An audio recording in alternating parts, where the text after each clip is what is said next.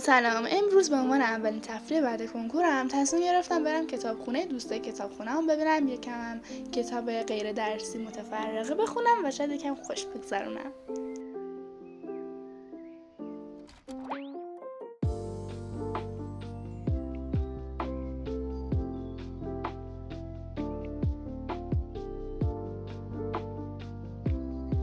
بالاخره بعد از 1-2 ساعت درس خوندن تصمیم گرفتم برم دکه و یه خورده چیز میز خوراکی بخرم که بعد از این پارک خوشگل اینجا رد میشدم که انگار شبیه بهشته. البته نگاه به قیافه خوشگلش نکنید، خیلی گرم بود. رفتم که برسم به این دکه که اون جلو میبینید وسط کادر، ولی خب بعد دیدم که تعطیله و مجبور شدم 3 تا خیابون برم اون طرفتر تا برسم به یه دکه دیگه نزدیکای ظهر شده بود و هوا واقعا غیر قابل تحمل شده. بالاخره یه جا توی سراسری توی شیب یه درخت پیدا کردم که واقعا زیرش باد خوبی میومد. واسه همین تا تونستم نشستم و از اون هوا فیس بردم.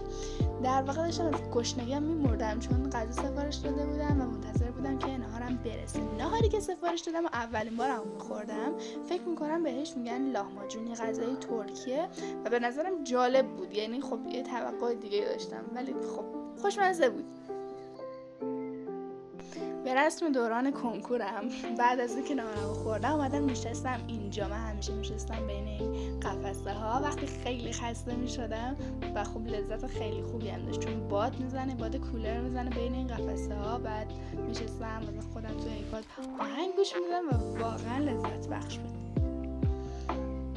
اینجا هم که میبینید داشتن طبق معمول آهنگم گوش میدادم که حس کردم یه نفر داره حرف جالبی میزنه و فضولیم گل کرد. میدونم کار درستی نیست ولی خب نگید که شما این کارو نمی‌کنید. تصمیم گرفتم دوباره به آهنگ گوش دادن و ادامه بدم ولی خب متاسفانه حرفش رو خیلی جالب بود، مثل اینکه حقیقتا الان یادم نمیاد چی داشتن میگفتن ولی خب فضولی بسته، بریم ادامه آهنگمون رو گوش بدیم. نه مثل اینکه بس نیست.